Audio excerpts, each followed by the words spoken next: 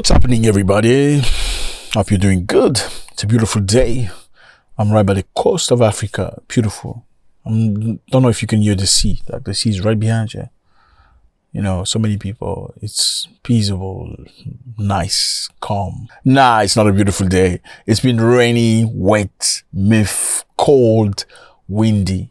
You know, one of those instances when you go to the coast, you expect to have a beautiful time and you get just the opposite.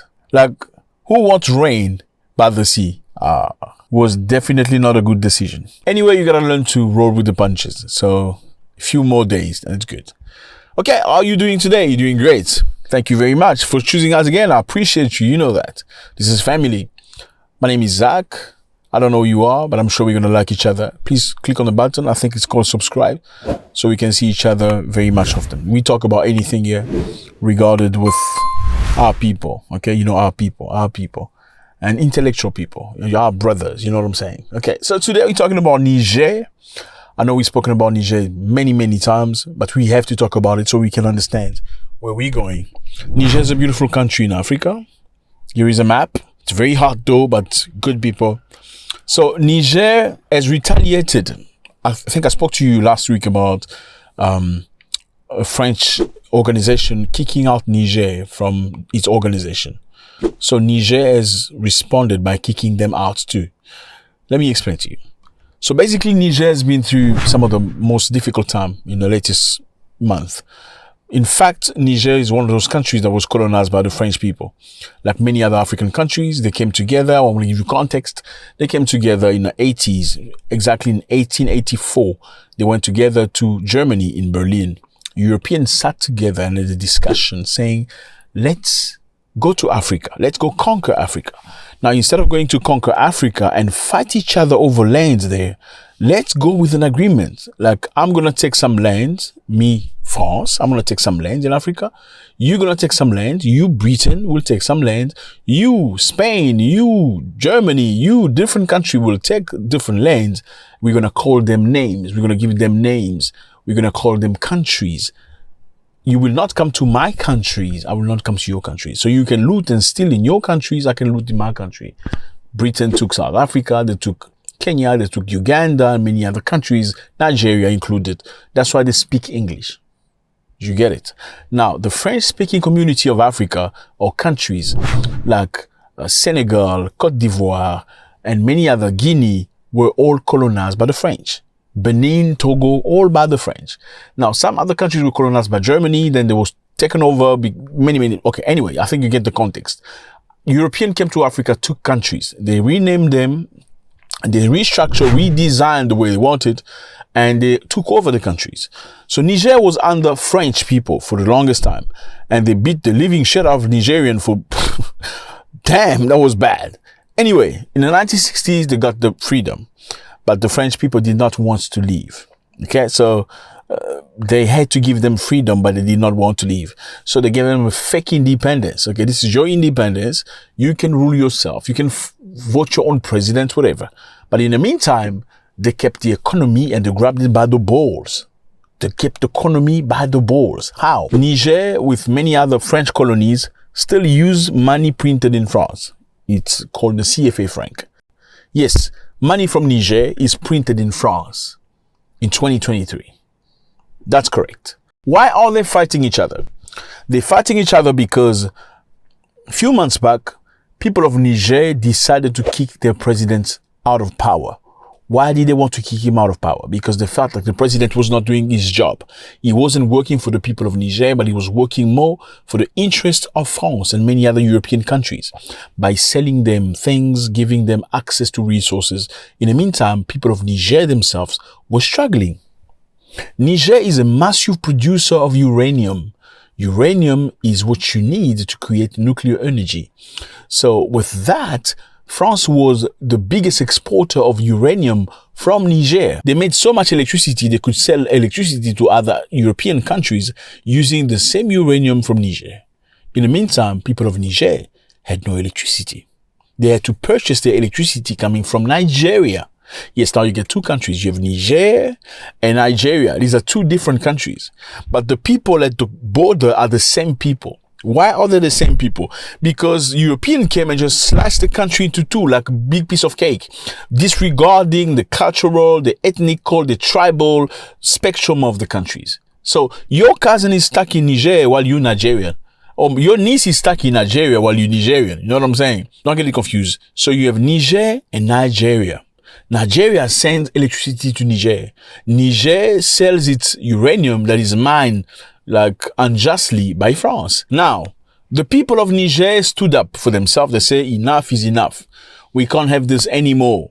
Okay, we want a president that's actually working for the people. And they kicked off the president of power. They locked him up. They didn't beat him up. Most countries in Africa beat you the hell up. They didn't beat him up. They respected him. But what happened next was all African countries, a lot of them at least in West Africa, were against Niger because Niger wanted to free itself.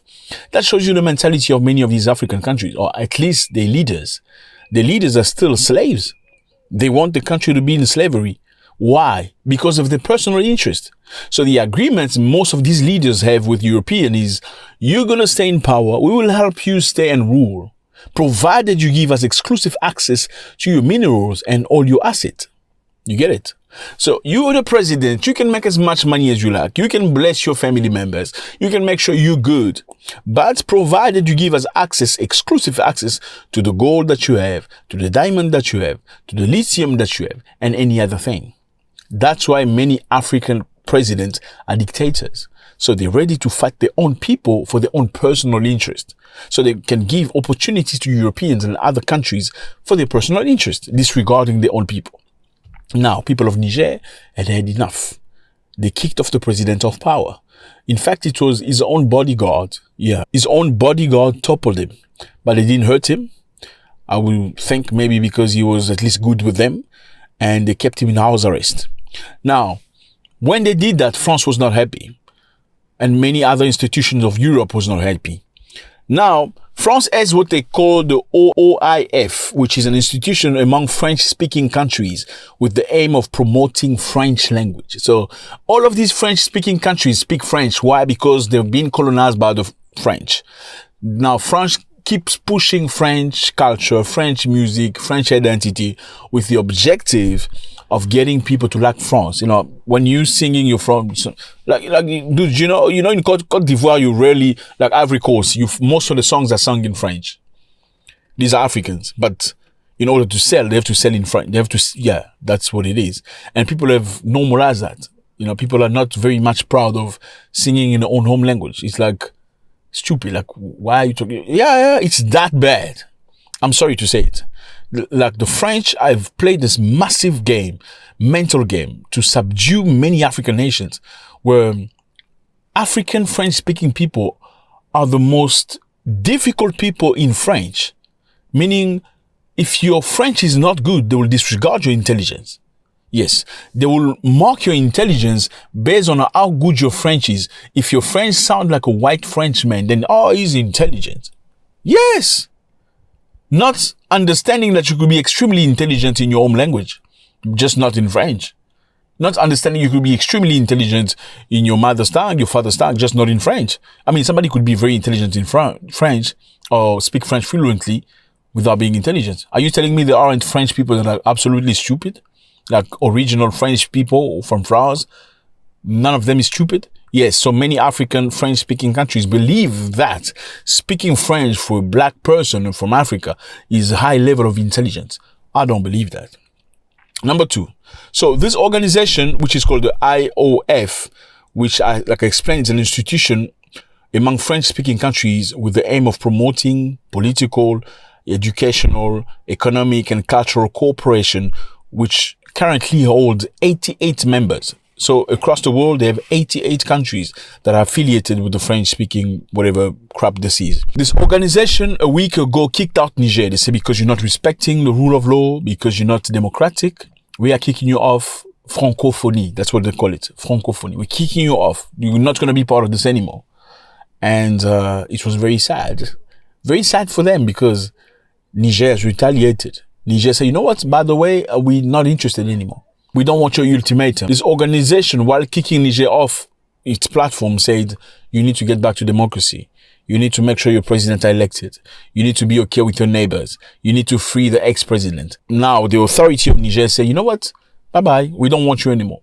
Okay, we're not going to use you anymore. This is what they say. The government of Niger calls on all African people to decolonize their minds and promote their own national languages in accordance with the ideas of founding fathers of Pan-Africanism. They're calling you to decolonize your minds. Okay, remove off your mind the mentality that you need to be speaking English like a British from Shakespeare to prove that you're intelligent. Remove your mind from thinking that you have to speak a perfect white person from France, Paris, French for you to be intelligent. No, it doesn't apply. Many of our people were extremely intelligent in their own language. And I salute many of those Africans that are keeping their own languages alive. Okay, there's something about South Africa that I really like. South African people have done a tremendous job as keeping the culture together. Why? I think apartheid had a lot to do with it. The fact that they only been freed in 1994 has played a massive role of keeping people together. You know, when people suffer together, they stay together. Okay, but look at the rest of Africa. For most cases, not everywhere, but for most cases, since people have been decolonized in the 1960s, a lot of people don't even hold their natural African names anymore. You know, people are born giving kids Christians name, European names, whatever names, because, well, you know what? You desensitized. You don't feel the pain anymore. You know, you don't feel the pressure. You forget who oppressed you. You feel like you're friends now. How did you become friends? I mean, I'm not saying there's nothing wrong. There are some very good white people and some very good black people and some very bad white people, some very bad black people. Absolutely. But what I'm saying in the general consensus is, do you think France's mentality has changed toward Africans? Do you think a colonialist mentality can change? Or can it just vary? Like, okay, I used to colonize you. I used to milk you out. I used to steal from you. It was nice. No, I cannot, but I don't want to do it anymore. I don't think so. I think you can just try to twist it and tweak it. Now I can manipulate your currency. You know, like I can use the CFA franc to keep you impoverished. I can print your money for you. I want to give you the rights to use your money in my country. If you need to use your money in my country, you need to exchange it to my money. That's how it works. The CFA franc cannot be consumed in France. You have to use euros.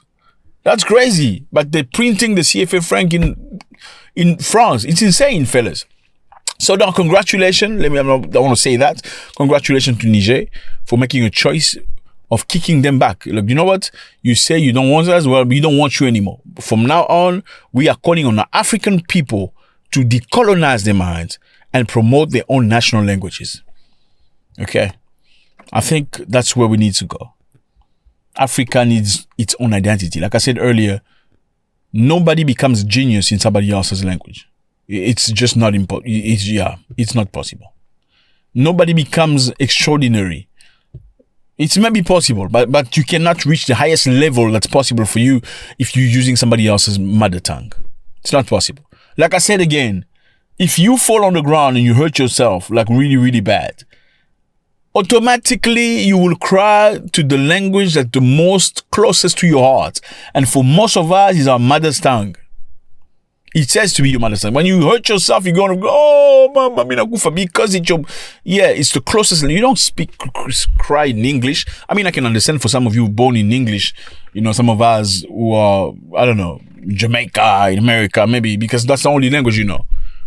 But as an African, you must have identity. What is your identity? You need to know your father's village. Oh, before you go to New York or Brooklyn or whatever, London, you need to know your father's village. Have you been to your father's village? Do you know the history? Let's decolonize, fellas. Congratulations to Niger for choosing to push back. They're not going to be intimidated. You don't want us, then bye-bye. We don't want you anymore. Oh, by the way, Africans, you need to decolonize.